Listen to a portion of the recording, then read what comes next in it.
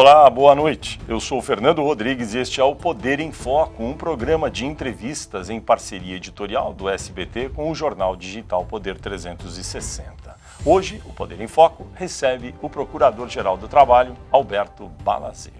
Boa noite, procurador. Boa noite, Fernando. Uma alegria, uma satisfação estar aqui no Poder em Foco. Procurador, a reforma trabalhista completou 2 anos em novembro. Qual é o balanço que o senhor faz das novas regras que já estão em vigor nesse período? A nossa avaliação ainda é de preocupação. À época da reforma, o Ministério Público do Trabalho se posicionou institucionalmente contrário à reforma, apontando vícios que poderiam gerar tanto insegurança jurídica quanto violação a direitos trabalhistas. Passados 2 anos, os empregos que deveriam ser gerados, e era esse o foco, informado, ainda não apareceram. Então, essa é a nossa avaliação, que precisamos avançar na legislação para atingir o foco que era gerar empregos e que não atingiu. Os últimos dados revelam um acréscimo substancial da informalidade. E esse cenário de informalidade ele ocorre logo após a reforma, nesses 2 anos.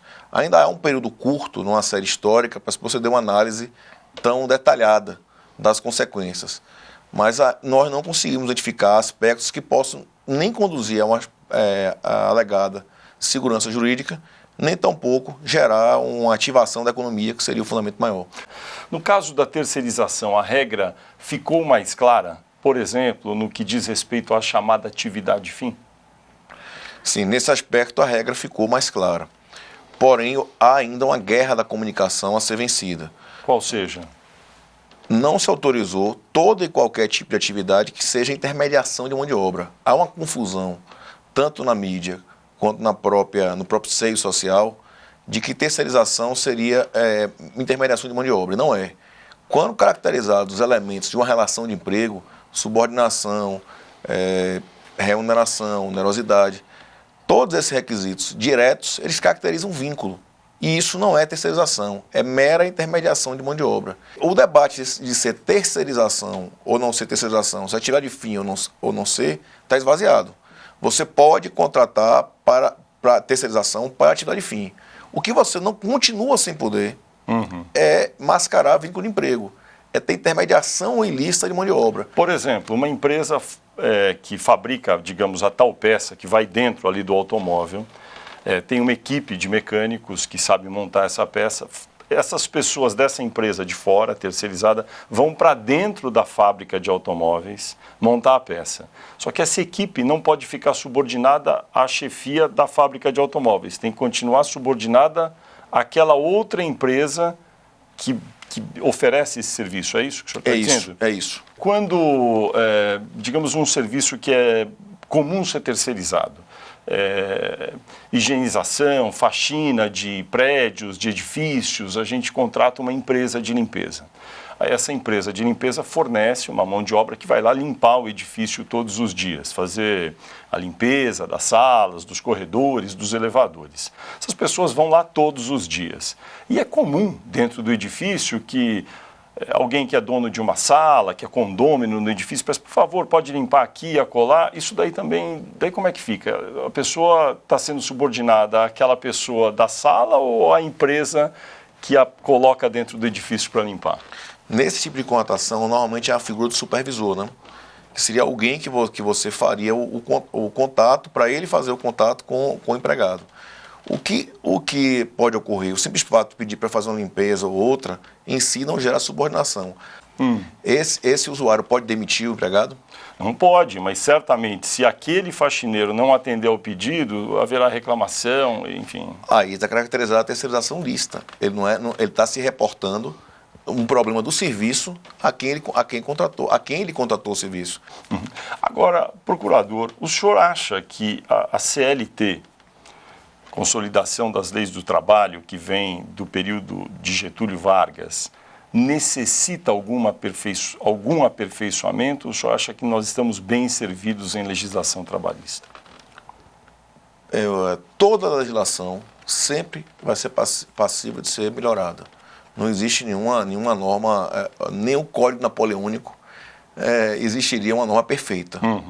As atualizações são naturais. Então, eu entendo que toda transformação social também deve acompanhar uma transformação legislativa. Tem algum trecho da CLT que o senhor apontaria como obsoleto ou que mereça ser aperfeiçoado? Um dos pontos que a gente tem sempre trabalhado como alternativa e alternativa de custos para o próprio mercado, para a própria empresa trabalhar com redução de entraves burocráticos. Por exemplo, a adoção de tecnologia. Todos nós que tínhamos algum tipo de vínculo, até pessoal doméstico, tínhamos grande dificuldade, não sei se você viveu a experiência, de recolher previdência social de um empregado doméstico. Você tinha uma guia GPS, você tinha as folhas, você extraía a página, você anotava o período. Mas isso acabou, hoje em dia é tudo eletrônico, né? Pelo E-Social, que foi uma transformação legal e depois uma transformação tecnológica. Mas essa já foi feita. Tem alguma outra que deva ser feita? Mas essa é um exemplo de medidas que podem ser adotadas. A própria carteira de trabalho em si, que a gente gera gerências para poder implantarem, etc., a documentação pesada, também pode ser tornada eletrônica. Tem uma série de atualizações que você pode fazer num estudo mais sério, mais técnico. O que a gente está sempre propondo é que mexer em legislação trabalhista não é algo que você possa fazer nem de a noite para o dia, nem fazer sem nenhum tipo de estudo. Porque a gente está trazendo um exemplo da reforma de 2 anos após, que a gente não consegue identificar o foco da reforma. Se o foco era gerar empregos e não se gerou emprego, é porque a gente precisava melhorar a técnica de mexer na legislação. Mas será que não houve criação de empregos porque a reforma foi ineficaz ou não houve criação de empregos porque, de fato, há uma paradeira na economia e isso, evidentemente, impede a criação? E, completando a pergunta, será que com essa paradeira na economia e sem aquela reforma trabalhista de 2 anos atrás, será que a situação não estaria ainda pior no mercado de trabalho? Pergunta interessante. Não há nenhum estudo, inclusive mundial, que aponte uma relação entre reduzir encargos trabalhistas direta e você ter avanço da economia. Inicialmente porque se você paga menos, o consumidor é o mesmo que recebe a remuneração. Então ele vai deixar de consumir, ele desaquece o próprio mercado interno. Por outro lado, imaginar que simplesmente você mexendo na legislação, a economia iria deslanchar, seria uma receita muito simples que já teria sido adotada. O cenário que a gente identifica é que você, para poder conseguir aquecer a economia, não é simplesmente mexer em legislação trabalhista.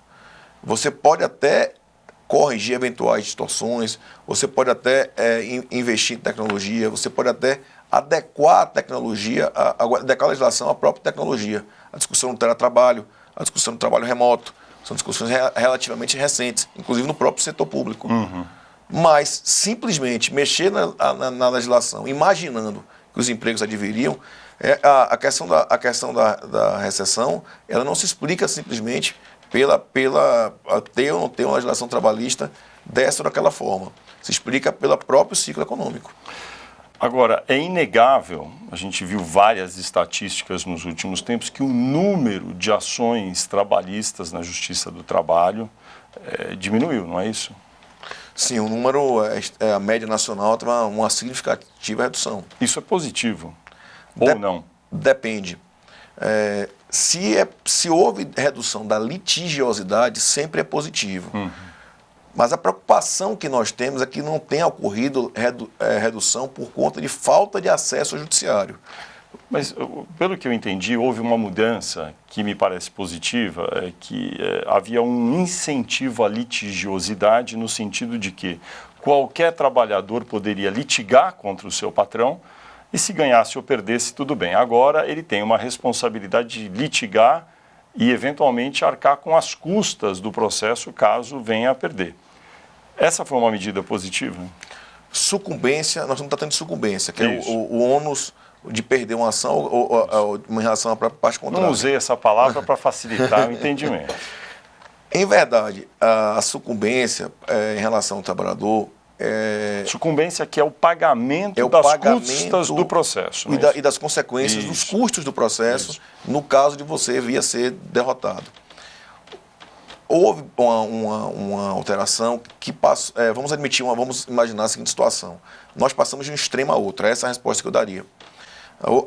Em que pese poder-se alegar, de fato, que havia um incentivo à própria utilização da justiça o tempo inteiro, imaginando que não teria consequência de custeio, a gente tem que imaginar que em qualquer tipo de acesso à justiça brasileira existe a possibilidade da justiça gratuita, que é algo de quem não pode pagar, inclusive as consequências de perder a ação. E eu não sei se o senhor teria informações sobre isso, é que existia de fato uma indústria na justiça do trabalho, de advogados que tinham conexões com os milhares de sindicatos brasileiros e que procuravam proativamente todo mundo que deixava uma empresa por justa causa ou não, ou que pediu demissão, para oferecer os serviços para litigar contra a empresa. Porque se perdesse, tudo bem, e poderia ter uma chance de ganhar.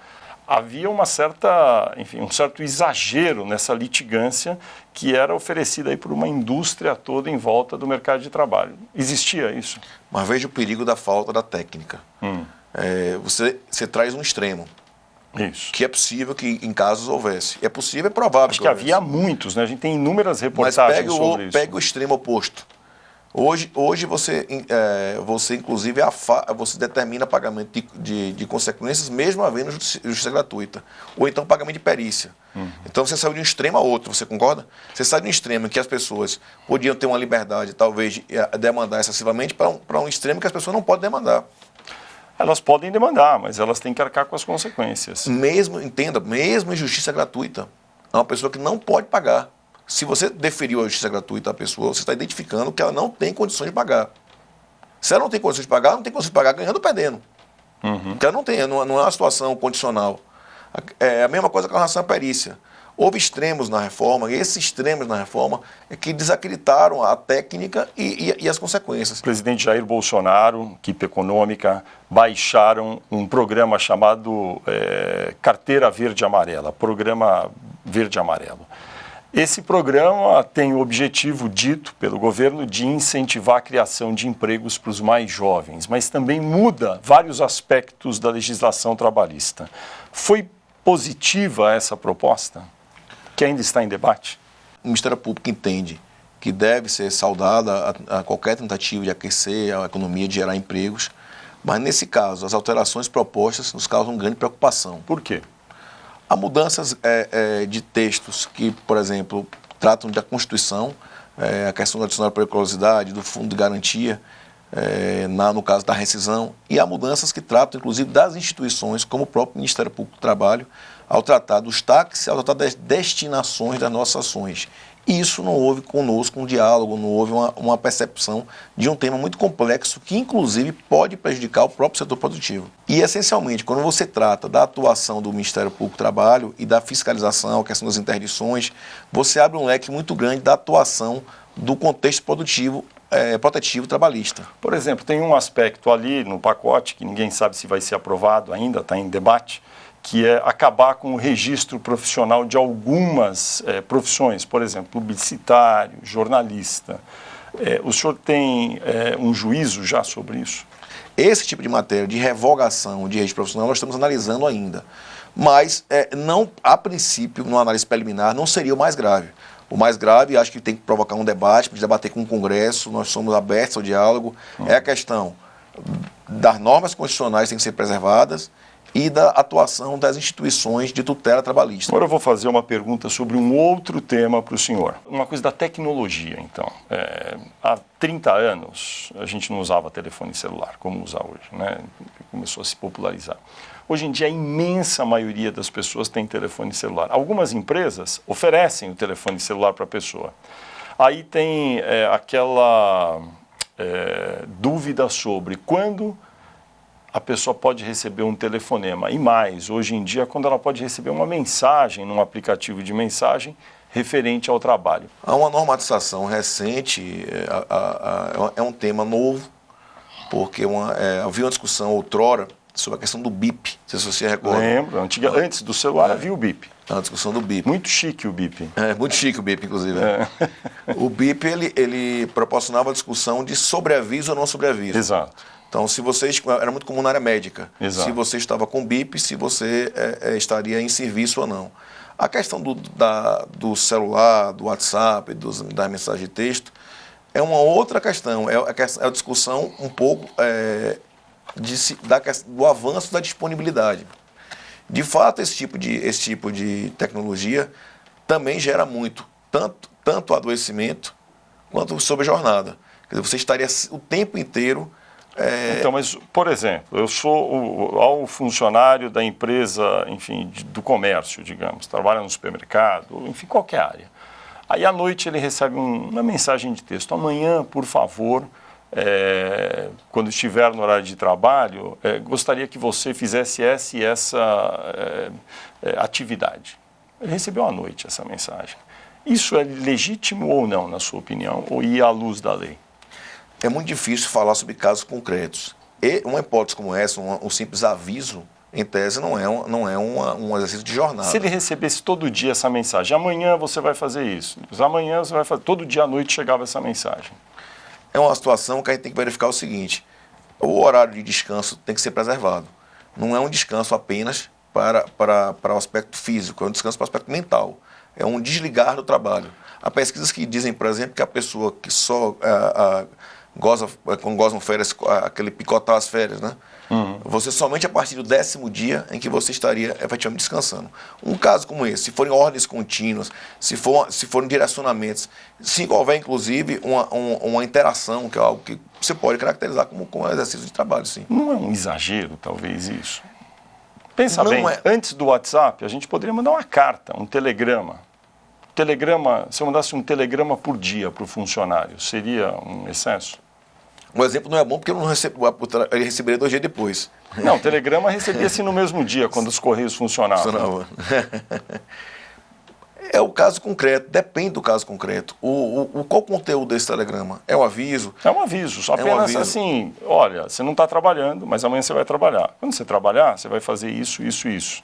Porque a gente só define, não seja uma atividade que só pode ter uma decisão todo dia, no final do dia, o funcionário já saiu do trabalho. Aí você resolve avisá-lo já no dia anterior o que ele vai fazer no dia seguinte. Ele não precisa fazer, mas ele já sabe que ele vai fazer. Muitas vezes a gente sabe que esse tipo de mensagem foi motivo de litigância na Justiça do Trabalho. Milhares de casos sobre receber mensagens, estar com o celular da empresa, receber uma ligação eventual. Não é um exagero nesse caso? Existem casos que podem ser exagero e existem casos que podem ser reais. Porque também tem que imaginar, como eu estava frisando, que há um momento de lazer, um descanso. E quando há interrupção desse momento de descanso, inclusive o aspecto mental, não se consegue ter o objetivo que é desligar completamente o serviço, é você ter uma outra atividade que proporciona, inclusive, a recuperação para que você tenha um trabalho no dia seguinte em boas condições. A gente tem uma preocupação aqui, os exageros de decisões ou de casos concretos não sejam levados como regra. Eu, por exemplo, nunca me deparei com uma situação, inclusive como procurador no Ministério Público do Trabalho, em que houvesse esse tipo de situação, de demanda por conta de acionar no WhatsApp. O que a gente tem que verificar, de fato, é se aquilo é contínuo, se é uma coisa que aconteceu de forma episódica, se há um chamado a casos, por exemplo, esse caso de controle de jornada, que tem uma discussão muito grande, do vendedor, do externo, né? Hoje em dia a tecnologia praticamente elimina a possibilidade de você não saber onde está um caminhão de refrigerante, de venda de refrigerante, etc. A ideia do vendedor qual era? O vendedor livre, por que ele não tinha controle de jornada? Mas só tinha chamada papeleta, se você recorda essa papeleta. Sim. Porque ele, na verdade, fazia o roteiro dele de vendas. Ele sabia a melhor hora de chegar no cliente, ele não tinha uma coisa pré-estabelecida. O que eu perguntei... Esse exemplo do vendedor é interessante, porque hoje praticamente é difícil você imaginar um vendedor inteiramente fora de um roteiro pré-estabelecido, porque a tecnologia, o GPS, o celular, fazem o controle. E quando a gente olha o mercado de trabalho em algumas outras nações, como, para citar o exemplo sempre mencionado, que é o dos Estados Unidos, há muito pouca litigância sobre esse tipo de atividade, em comparação com o caso brasileiro. É nesse sentido que eu perguntei para o senhor se não seria necessário, para o Ministério Público do Trabalho ou para o Congresso tentarem pacificar tudo isso, porque certamente é um motivo de tensão para as empresas. O exemplo americano é um exemplo muito curioso, porque é um exemplo que demanda muita pesquisa. Os Estados Unidos é muito longe de ser essa cultura liberal totalmente em relação à legislação trabalhista. Há estados norte-americanos em que é proibido demitir sem justa causa. É efetivamente uma federação. E se compara muito o número de ações trabalhistas nos Estados Unidos. Os Estados Unidos têm um tipo de ação que chama class action, né? Que seria a nossa ação civil pública, ou então a própria ação coletiva, que na verdade uma ação só são 10 mil empregados. Agora posso lhe dizer, é muito menos liberal do que se imagina. Há um colega nosso, Casca, que faz um trabalho interessantíssimo. Ele aborda aspectos da legislação norte-americana e compara com a nossa. Ao caso dos aplicativos de transporte, por exemplo, os Estados Unidos têm condenações reconhecendo o vínculo de emprego. Dos Estados Unidos, da Inglaterra e recentemente da Suíça. O que o Brasil tinha que fazer nessa área de aplicativos, na sua opinião? De aplicativos de transporte, eu quero dizer. Nós criamos um grupo de trabalho, o Ministério Público do Trabalho tem um grupo de trabalho para analisar a situação dos aplicativos. É um tipo de economia de bico, né? O que se chama economia de bico, que é uma economia em tese, que seria um acréscimo de renda, etc., por que se vê. Na prática, a gente entendeu que tem vínculo de emprego. O foco nosso também, eu destaco muito isso, além da questão do vínculo, é a precarização. A gente vê os serviços sendo prestados com baixíssimo custo. Aquele exemplo da bicicleta, que a gente vê nas grandes cidades agora, é uma situação terrível, porque ele não é dono da bicicleta, ele não é empregado da empresa que produz comida, ele não é empregado da empresa, ele é empregado de quem? Ele é um ser que ganha para transportar comida de um polo da cidade a outro. Mas não seria possível, por exemplo, para todos esses trabalhadores de aplicativos transformarem-se em microempreendedores individuais? Existe essa figura, pagar uma taxa mensal que vai cobrir a previdência e, enfim, os encargos para aquele trabalhador individual e daí formalizar tudo isso? Ele teria que ser necessariamente contratado pela empresa do aplicativo? Mais ou menos a gente cai na dinâmica que eu destaco sempre como mundial. O que vai definir se é emprego ou se não é emprego é que existe na relação. O senhor não gosta da solução do MEI, do microempreendedor individual, nesse caso? É porque eu não acho que a solução do MEI vai contemplar situações. A gente tem que identificar o que de fato ocorre. Eu sou chamado, eu posso não atender um cliente, eu posso simplesmente desligar o aplicativo. Eu sou punido se eu não deixo de trabalhar. É esse tipo de questionamento que a gente tem que fazer, porque o emprego ele tem alguns requisitos. E tem uma coisa chamada estrutural. Estrutural o que é? É uma análise que você faz também da seguinte forma. Essa empresa eu vou dar o exemplo do próprio Uber. Você tem uma empresa que tem o maior transportador de pessoas no mundo e não tem um carro. Estruturalmente ela pode funcionar sem as pessoas, sem os motoristas? Mas as pessoas se inscrevem para trabalhar por livre e espontânea vontade. Como em qualquer emprego também. Exato. Não seria, o que definiria não seria o fato da inscrição livre ou não. Porque veja bem, se o senhor, levando a um extremo, se a gente pensar que a lei no Brasil, o Congresso decidisse que todos os trabalhadores das empresas de transporte por aplicativo tivessem que ser contratados, o que aconteceria imediatamente? 90% desses empregos sumiriam e as empresas possivelmente iriam à falência também. A equação não pode ser movida nessa conta.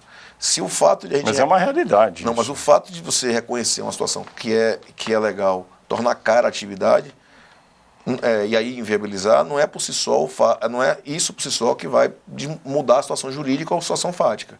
O que a gente tem que sempre lembrar é o seguinte, aos elementos de relação de emprego, a precarização, vamos pensar sempre em precarização também, vamos pensar não só em emprego, não, vamos pensar se a gente viu, eu me lembro, eu acompanhei um setor de fenômenos interessantes. Você utilizava, a gente tem que reconhecer também que o Brasil havia um serviço de transporte ruim. O táxi não prestava um bom serviço, no sentido, não pelo táxi, a questão da fiscalização municipal, não da pessoa do taxista, o aluno. O aluno, especificamente, era um serviço caro para nossa utilização. Então, o transporte aplicativo ele veio no nicho de mercado, identificou que havia um serviço ruim. Analisando quem utilizou o serviço de algum desses aplicativos no início, em que havia uma balinha, não sei se você se recorda, havia um copo d'água, havia e quem utiliza hoje, você percebe um decréscimo no serviço. E por que o decréscimo no serviço? O decréscimo no serviço não é por falta de fiscalização, não é por falta, é porque se a conta não fecha, a balinha água tem custo, o pneu do carro tem custo, a gasolina tem custo. A equação só é boa quando todo mundo ganha. Se alguém não está ganhando, se alguém está ganhando pouco, a conta não fecha. É um tema ainda muito novo, é verdade. É um tema que mundialmente, se você acompanhou recentemente, Genebra suspendeu o serviço de Uber. Suspendeu. Sim, algumas cidades suspenderam, mas na maioria funciona, né? Mas suspendeu por violação da legislação trabalhista. Estamos falando de Genebra, Suíça, não é? Onde é um dos países mais ricos do mundo, onde certamente tem um bom transporte público, e o legislador se deu ao luxo, ou as autoridades, de fazer isso. Agora, vamos pensar no Brasil. Se todas essas empresas tiverem que contratar e elas pararem de funcionar, não vai ser ruim para a sociedade, para todos esses que vão perder o emprego também, ou a ocupação que tem nesse momento? A gente tem que lembrar que quando se trata de... A gente está dando com princípios, né? Uhum. Então, quando se fala em princípios, não existe o tudo ou nada, né? O all or nothing, né? Uhum. Do Dworkin, do Robert Alex, né? Uhum. Eu vi que você gosta também da área de filosofia. Isso. Então, não se pode trabalhar com tudo ou nada. Há de se encontrar uma solução. Agora, o que a gente não pode é mascarar as relações. Eu acho que a gente não deve... Eu acho que o Ministério Público do Trabalho é um Ministério Público do emprego. Ele tem um viés de buscar tanto prevenir o ilícito, como buscar também fomentar o emprego. Não é um Ministério Público contra o emprego. O que a gente está entendendo é que o emprego tem que ser digno. Ele não tem que ser também a favor dos empregadores que produzem riqueza e que oferecem o emprego? Sem dúvida, não existe uma dicotomia, eu diria um antagonismo entre as instituições trabalhistas e o empregador. Muito pelo contrário. Existe eu particularmente vejo uma cultura, inclusive, de aproximação, de diálogo e de construção de soluções conjuntas. E essas soluções conjuntas passam, inclusive, por respeito ao tripartismo, a ter o Estado, o empregado, o empregador, todos debatendo para poder encontrar soluções melhores. Procurador Alberto Balazeiro, nós vamos fazer um breve intervalo comercial e o Poder em Foco volta já já.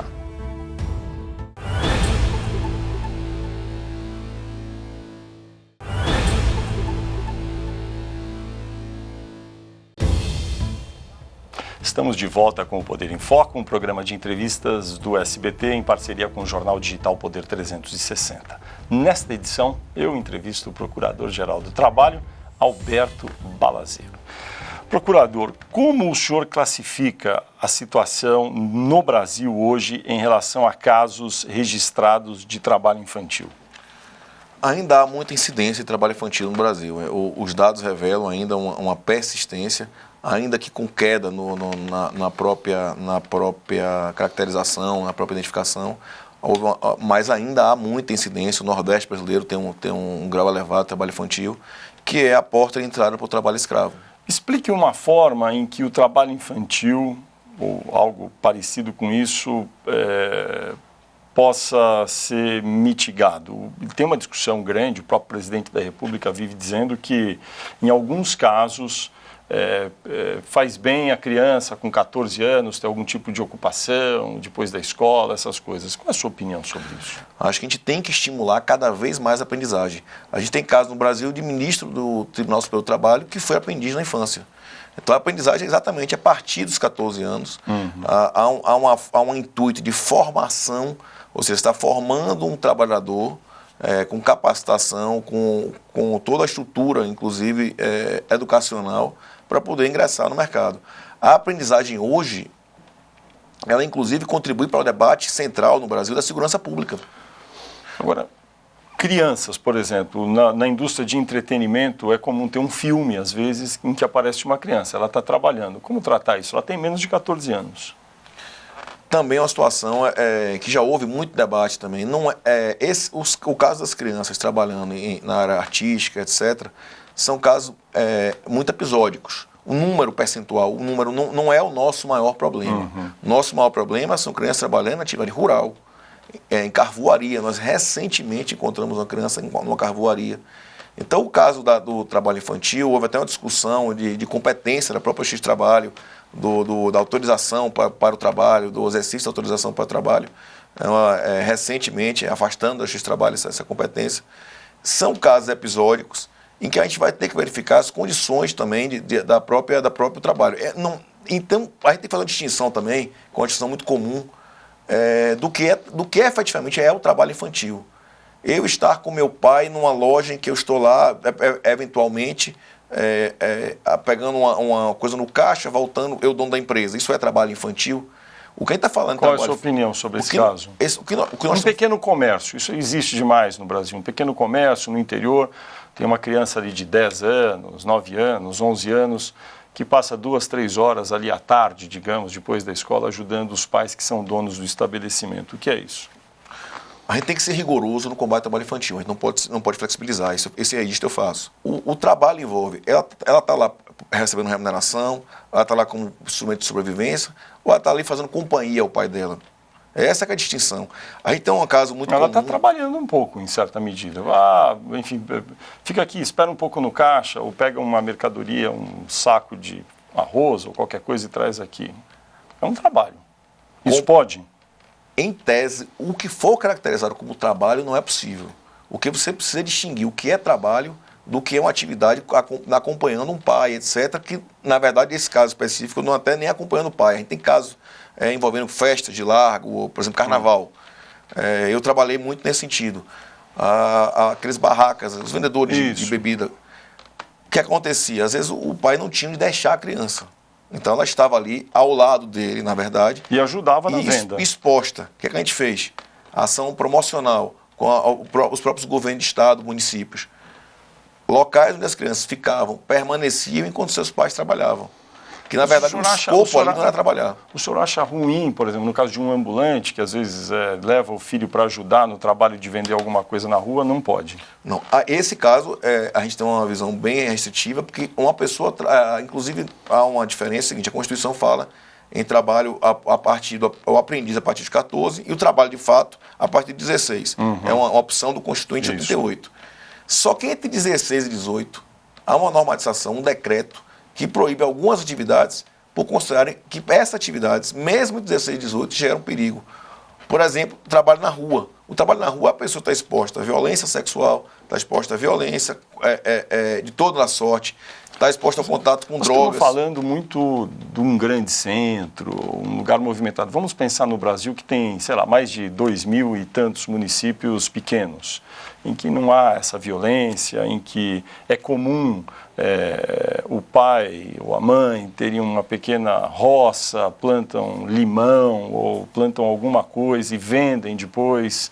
Nesse caso, o filho estar junto, o senhor considera que é ruim também? Não sou eu que considero, não. São os dados que fazem. Não, tem a lei, eu sei, mas o senhor acha que a lei é adequada nesse caso? Eu acho que é adequada porque tem uma frase sobre trabalho infantil, que é a frase que mais convence a sociedade, de alguma maneira, que é a análise estatística de quem trabalha na infância em relação às gerações. O trabalho infantil prolonga o ciclo intergeracional da pobreza. O que é que isso quer dizer? Trabalha-se na infância, não se tem qualificação, porque quem trabalha não estuda de forma satisfatória, há um cansaço. Essa criança que trabalha lá no campo, lá na colheita, ela vive daquilo. O que está ali cortando mandioca, ele vive daquilo. A família dele depende daquela renda. E se ele não for um dia, ele está deixando de sobreviver. Ele não é um cortar grama nas férias. Não é isso que eu estou dizendo. Não é uma visão fora de mundo. É uma visão dentro do contexto mundial. Então, e uma pequena família produtora rural, que de fato os filhos pequenos, ali por volta de 8, 10, 12 anos, ajudam. Sem esses filhos não conseguem produzir. Paciência, daí não pode, a legislação proíbe, não tem como fazer. Então. É um debate, essa pergunta é aquela pergunta, que tipo de país nós queremos? Nós queremos um país em que uma família, para sobreviver, precisa que crianças de 8 e 9 anos estejam com a enxada na mão? Esse é o debate real. Que tipo de país nós queremos? Essas crianças têm que estar... Aí que os programas sociais, evidentemente, sérios que você teria, se você tem tem um complemento de renda para que essa criança não vá a campo, você tem que fiscalizar que ela não vá a campo e esteja na escola. Então, aquela discussão do Bolsa Família, né, o Bolsa Educação, que já aconteceu. O que é que você tem que exigir? Que haja frequência escolar. Ninguém pode, ao mesmo tempo, está lá recebendo benefício e está deixando a criança trabalhar. E trabalho escravo, ou trabalho análogo à escravidão? Existe um meio termo aí que já foi encontrado, um equilíbrio nesse tipo de combate de atividade ilegal? Eu acredito que sim, houve avanços significativos. Tem que se lembrar que o trabalho escravo no Brasil, até bem pouco tempo, ele não era sequer reconhecido a existência. Até cerca de 1995, o Brasil negava que existia trabalho escravo. Então, foi preciso uma condenação internacional, de uma corte internacional, que reconheceu o trabalho escravo e o Brasil passou a reconhecer. Então, o combate ao trabalho escravo ele não é nosso, é um combate mundial. E se relaciona com o tráfico de pessoas, uma série de dinâmicas. Eu acredito que hoje existe um arcabouço que pelo menos consegue identificar que não e há uma certa confusão na mídia quanto a isso. Uma coisa é você ser autuado por uma infração à legislação. Uma outra coisa diferente é você ter caracterizado um crime, artigo 149 do Código Penal, ou então a infração administrativa que gera o resgate, que é a retirada do trabalhador com percepção do seguro-desemprego e a auto de infração, inscrição na lista suja. Há alguns casos em que empresas ou empresários que foram autuados, depois multados e realmente a atividade foi caracterizada como trabalho análogo à escravidão, em que eles dizem que alguns aspectos que foram interpretados pelo Ministério Público do Trabalho continham exageros. Eu li alguns autos de infração, em que houve a infração e houve uma multa, e havia questões como o alojamento inadequado, daí tinha foto do alojamento no auto. Eram beliches muito simples, num alojamento simples, e daí falava que o alojamento não era apropriado porque não estava pintado adequadamente. Daí tinha foto do banheiro. Nesse caso específico foi publicado um item que chamou muito a atenção, assim, falta uma saboneteira no box onde as pessoas tomam banho. Existe também um certo exagero em algumas exigências que são apresentadas pelo Ministério Público do Trabalho? Vamos fazer duas distinções aí. Quem faz a autuação é o Poder Executivo, né? Seria o Ministério da Economia. Claro. Então nós apenas fazemos a fase posterior, que seria o inquérito e a investigação decorrente. A legislação, as NRs, tem normas gerais de cumprimento, não só para fazendas, para normas gerais de cumprimento, que se relacionam à preservação da saúde, da segurança, da higiene, do meio ambiente de trabalho. O simples fato de ter uma saboneteira em si não caracteriza trabalho escravo. Caracteriza uma infração de uma normatização, inclusive é muito comum no mundo inteiro, de existir normas gerais de que você respeite em relação a locais de trabalho. Isso, por si só, não caracteriza trabalho escravo. O que a gente tem que analisar é todo um contexto.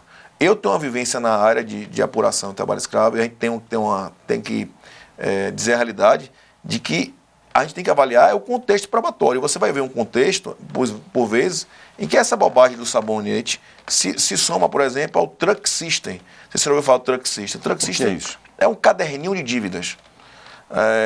Isso é muito comum, muito mais do que você imagina. O caderno de dívidas, o que é? Vamos pegar uma fazenda lá no meio do Pará, que tem uma distância, isso é comum também, em relação à sede da fazenda para o local de trabalho, de 300 quilômetros. Chão batido, você só acessa com caminhão ou, às vezes, por avião. E dentro da fazenda ele precisa comprar sabonete, ele precisa comprar o empregado, ele precisa comprar comida, ele mora lá. Ele fica devendo para o empregador. Ele fica devendo para o empregador, porque aí você abre o caderninho, está lá o preço. Uma banana R$10, venda de cigarro, que é proibido, bebida de cigarro, bebida alcoólica, é proibido o empregador vender. Uma série de itens. E se a saboneteira, por si só, não caracteriza o trabalho escravo. O que caracteriza o trabalho escravo é o contexto. Isso aqui é trabalho escravo? O que acontece com o empregado? Vamos lembrar, o empregado que, na maioria dos casos, não é alfabetizado. Então, ele pensa o quê? Ele imagina, ele tem convicção de que ele é devedor. Ele não imagina de que, na verdade, ele tá sendo vítima de um sistema que é vedado, que é o sistema de servidão por dívida. O senhor está falando muito de área rural. Quando a gente vai para a área urbana, São Paulo é hoje, talvez, a cidade, segundo os dados mais recentes, que tem como maior comunidade estrangeira bolivianos que vêm para São Paulo trabalhar. Essas pessoas muitas vezes trabalham em condições precárias. Essa situação tem se agravado e agora, inclusive, por conta da crise política na Bolívia, tende a piorar? Sem dúvida nenhuma.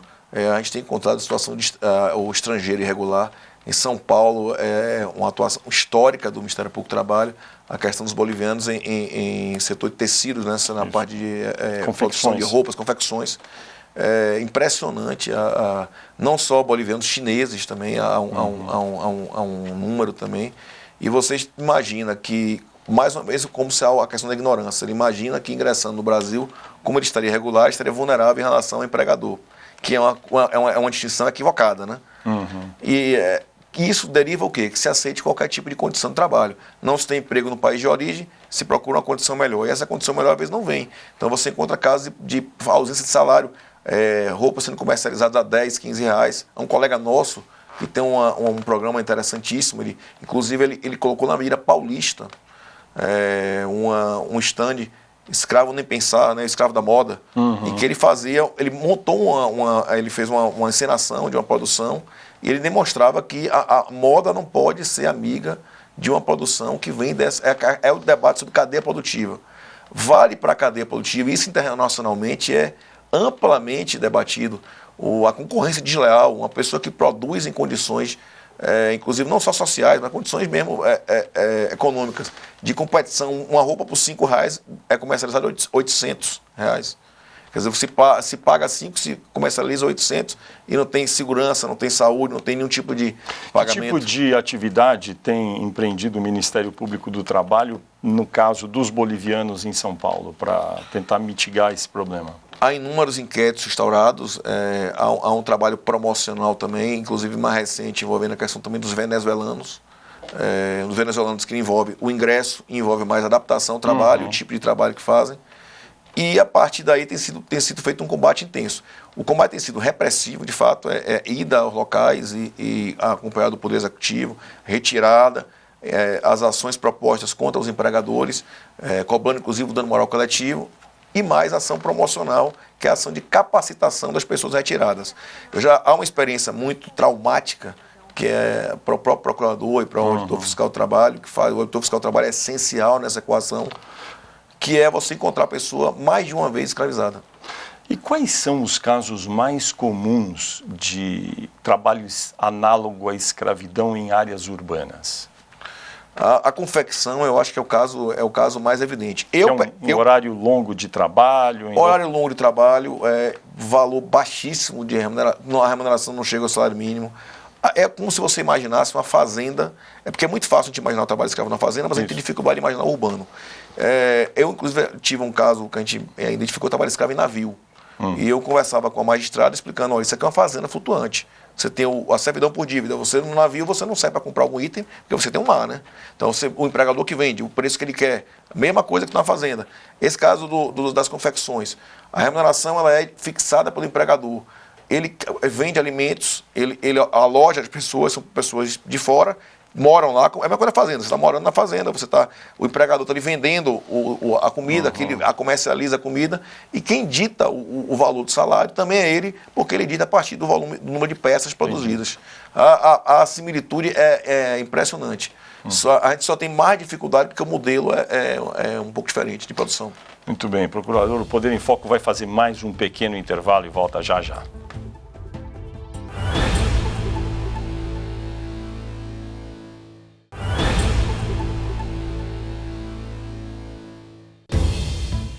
Poder em Foco está de volta. Este é um programa de entrevistas do SBT e do jornal digital Poder 360. Nesta edição, estamos conversando com o Procurador-Geral do Trabalho, Alberto Balazeiro. Procurador, uma situação nova no mundo, relativamente nova, de algumas décadas apenas, que são as reclamações de assédio no ambiente de trabalho. O assédio por questões étnicas, por questões sexuais ou por demanda excessiva de trabalho, que é também considerado uma espécie de assédio. Até por não fornecer trabalho. Isso. Esse tipo de entendimento está claro dentro do Ministério Público e qual é a sua percepção a respeito? A percepção é que há situações de fato que são extremamente graves. O adoecimento no meio ambiente de trabalho tem ligação com assédio, é inegável. Tanto o assédio quanto a discriminação são prioridades, são metas prioritárias do Ministério Público do Trabalho, e a gente tem uma ação efetiva de combate para buscar distinguir o que é propriamente o assédio, do que são meros desentendimentos sobre o meio ambiente de trabalho, do que é efetivamente a discriminação, principalmente evitar que o trabalhador adoeça, evitar que o meio ambiente de trabalho adoeça. Quando o meio ambiente de trabalho adoece, tanto o empregado sofre, quanto a própria produção sofre, mas tem um contexto de grande gravidade. Discriminação de gênero. Em que medida o Ministério Público do Trabalho atua nessa área? Nós temos feito atuações, a gente tem um tipo de atuação nossa que não é só repressiva, que é a primeira de promoção, promocional, que é gerar dados, levar a conscientização, fazer audiências públicas, promover informação sobre como você deve se comportar no meio ambiente de trabalho. Uma ação antiga sobre uma questão analisando a situação bancária, que analisava a questão racial e de gênero. Uhum. Pessoas em condições de qualificação exatamente idênticas, doutorado, mestrado, experiência 5 anos, experiência 5 anos. Havia um pagamento de salários inferiores, tanto a mulheres quanto a pessoas da raça negra. Uhum. Então essa atuação é um exemplo, essa atuação inclusive foi judicial, não é uma atuação tão comum, combatendo esse tipo de prática. Nós temos inúmeros inquéritos investigando também discriminação no meio ambiente de trabalho, focada na mulher. A gente tem casos, eu pessoalmente já vivi casos relacionados à gravidez, por conta da própria estabilidade gravídica. Me lembro de um caso em que havia um grande número de justa-causas numa empresa, todas as mulheres que engravidavam eram demitidas por justa causa. Evidentemente que não se utilizava a gravidez como mote, claro, mas se criava um contexto em que havia a justa causa. E assédio moral, que é uma área um pouco subjetiva. Por exemplo, num ambiente de trabalho alguém fala um palavrão. O trabalhador se sente ofendido e pode dizer que foi assédio moral. Como é que se determina ou se pode definir o que é realmente assédio moral ou o que é apenas o trabalho do dia a dia, o rigor que se tem dentro de uma empresa? Perfeito. Esse seu exemplo é ótimo, porque esse caso não é um caso de assédio moral. Esse caso o assédio moral tem uma característica essencial, que é a repetição da conduta. Então é uma conduta reiterada. Não existe assédio moral de uma única oportunidade. Existe uma ofensa. E não quer dizer que essa ofensa não possa ser indenizada pessoalmente. É uma indenização comum. Alguém me xingar na rua, ou alguém me xingar no meio de trabalho, eu posso ingressar com ação indenizatória. Isso não quer dizer assédio. Agora deixa eu fazer uma pergunta. O assédio tem um objetivo excludente. Pois é, veja só. O senhor gosta de futebol, torce para o Bahia, não é isso? Sim, para o Bahia. Eu adoro futebol, meu time não está muito bem agora, é o São Paulo. Acompanho futebol há muitos anos. Se todos os jogadores de futebol que fossem ao Ministério do Trabalho dizer que são assediados moralmente, porque em todos os jogos são xingados dos piores palavrões possíveis, pelo seu chefe imediato, que é o técnico, seria assédio? Porque todo jogo o técnico xinga o jogador. Eu vejo isso na televisão, de palavrões impronunciáveis. Isso é assédio ou é o calor do trabalho? Veja a distinção que se faz.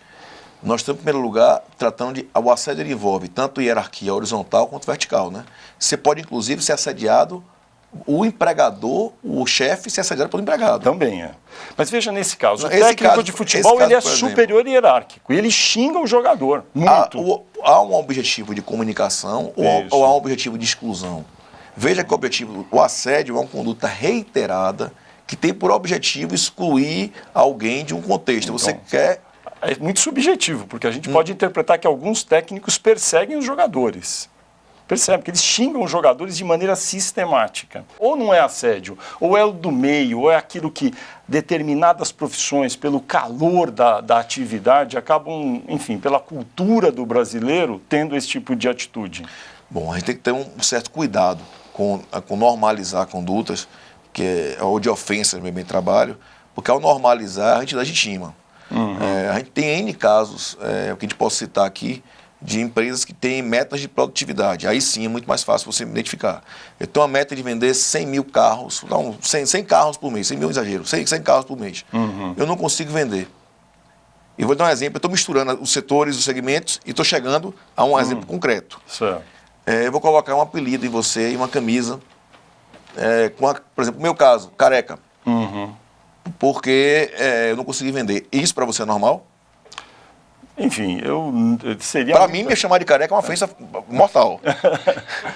É pior do que me chamar de torcedor do Vitória. Certo. Então, o exemplo que eu lhe dei, havia um trabalhador eu estou citando aqui um exemplo, com um defeito na perna, que tinha uma questão de deficiência. E havia um apelido voltado para um fato, uma deficiência. Imagine que circunstância grave.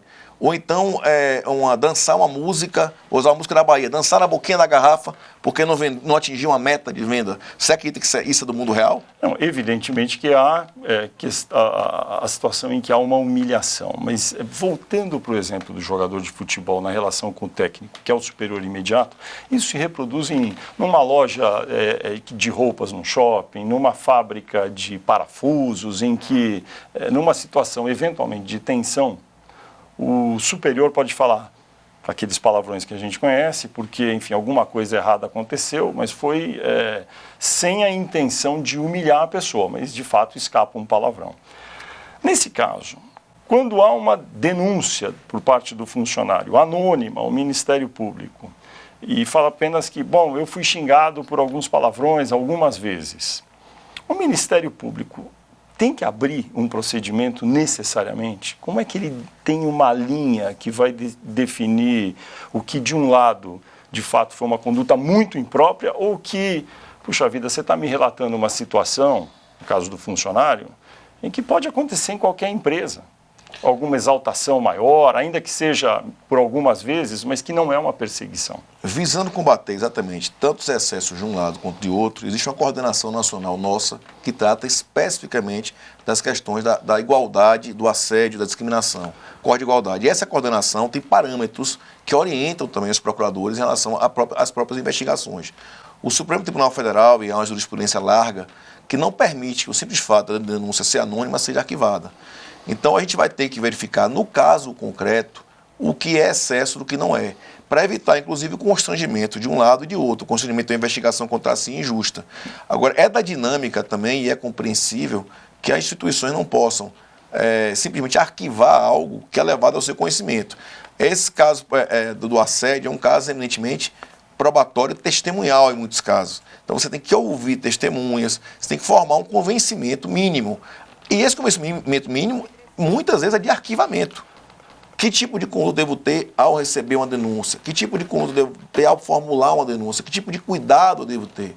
Então, a gente está buscando aproximar cada vez mais da sociedade, até para fugir desse estigma de que o Ministério Público do Trabalho aceita qualquer tipo de denúncia, que simplesmente é o objetivo de punir o empregador, que há simplesmente... Não é essa a intenção. Deixa eu dar um exemplo de novo do futebol que o brasileiro entende. O técnico que xinga o jogador todo jogo, ofende, fica xingando e cobrando, mas que não por isso continua escalando o jogador e dando oportunidade, aquele xingamento contínuo não é assédio, então.